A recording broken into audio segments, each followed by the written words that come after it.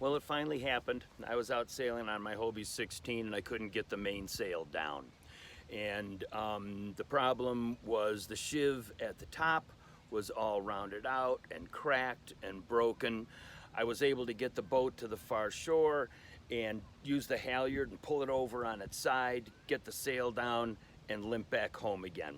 But I'll show you how to get that top sheave out on the old style that has just the single sheave, and how I built the new sheave. So after you drop the mast, this is what it all looks like. This is a 3/8 inch hole, so I went ahead and used a 3/8 inch drill and just drilled the rivet out of there. And I wasn't sure what size this rivet was, but I used a 1/4 inch drill, knowing that I'd be able to through bolt it with a 1/4 inch bolt that can go all the way through. When this is all put together, this is all filled with a tar or some kind of adhesive, and then the rest of the mast I think is filled with styrofoam.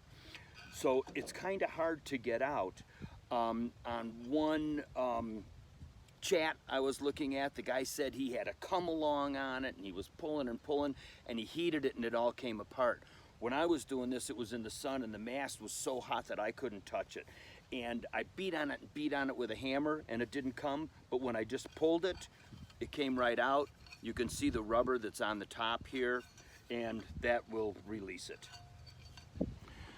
So I went to my local plastics place and got a piece of 3/8 inch Delrin. I drilled a tiny hole in it and I put the drill bit in it and I drew my circle that I needed, which is 4 7/8 is the diameter of this pulley. And I had a bandsaw and I went ahead and I cut it with a bandsaw. I drilled a 1/4 inch hole and put a bolt through the 1/4 inch hole, and I chucked this into my drill press and it would spin it so that I could cut the groove and the notch in there. It was all pretty simple.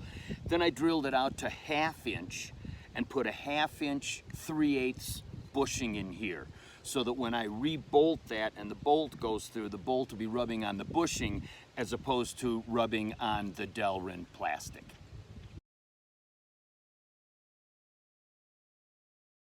So here it is all back together again.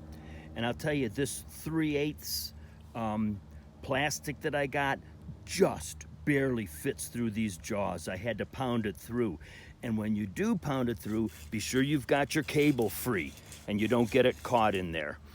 So this is an 1.5 inch by 3/8 bolt. I put a little thread lock on there, and no, you can't through bolt this because the sheave is too large. And because I drilled these out to 1/4 inch, I put it, it's a 5/16 by 1 inch lag, 5/16 by 1 inch. So I would say if you're going to drill those rivets out, drill them as small as you can, so maybe you can get a number 14 or a 1/4 inch lag in there. And I was real careful putting the lag in, like if you were tapping a piece of steel. Go maybe a 1/2 turn and back it out, and a 1/2 turn. You don't want to break this casting, it's just aluminum. So there's all of that. I'm gonna put the mast back up again, and that's how you do it.